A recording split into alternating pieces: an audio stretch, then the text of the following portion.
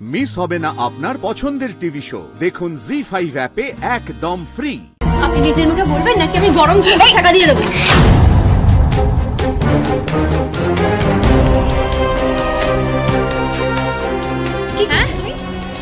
বলুন কেন ওর কানে বিষ খাচ্ছেন? কেন সম্পর্ক ভাঙার চেষ্টা করছেন? কিসের জন্য?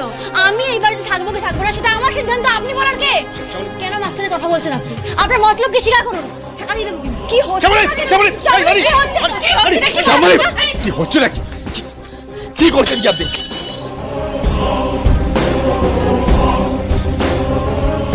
আপনাকে কতবার বলেছি শ্যামলী, মুখে কথা বলুন না, ভায়োলেন্স কেন করেন আপনি? প্লিজ আপনি চুপ করবেন। মুখে কথা বলে কিছু হচ্ছে কি? কোনো লাভ হচ্ছে কি?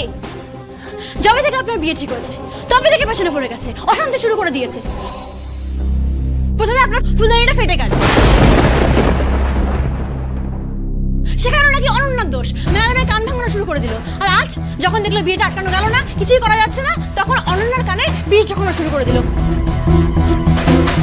ওর মনে সন্দেহ যখন শুরু করে দিল। সন্দেহ তো হবেই শ্যামলী, সন্দেহ হবে না? অনন্যা তুমি নিজেই দেখো, দেখো কিভাবে ওরা ঝগড়া করছে। এভাবে কারা ঝগড়া করে? সেটা আপনাকে ভাবতে হবে না, সেটা আপনাকে ভাবতে হবে না। আমাদের তিনজনের মধ্যে আপনি একদম ঢুকবেন না, সাবধান করে দিচ্ছি আপনাকে। আমাদের তিনজনের রসায়ন আমাদেরকে বুঝে নিতে দিন। আর যেন কোনো কথা বলতে আমি না শুনি, আর কেউ কথা বলবে না। কথা বলবে না কেন?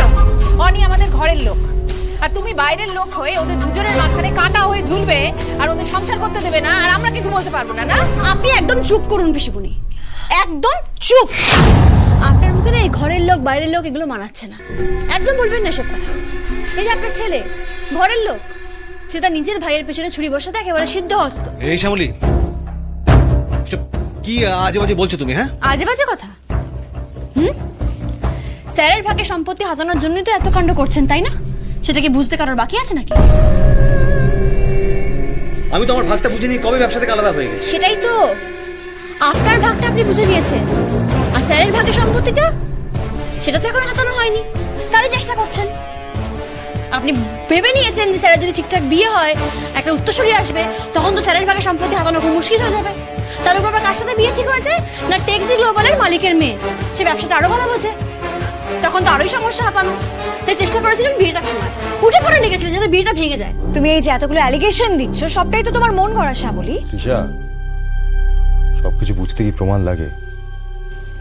একই ঘটনা বারবার বারবার বিভিন্ন ভাবে ঘটছে।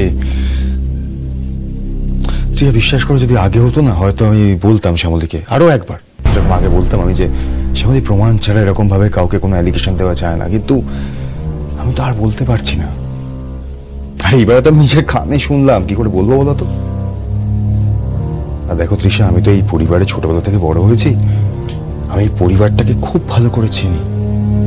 এই পরিবারের মানুষজন তো এরকম নয় যে without any motive, specially personal motive, একজন নতুন সদস্য বাড়িতে এসেছে, আসা মাত্রই তাকে তার সম্পর্ক নিয়ে ডিসকারেজ করছে। এটা তো without any personal motive possible নয়, তাই না?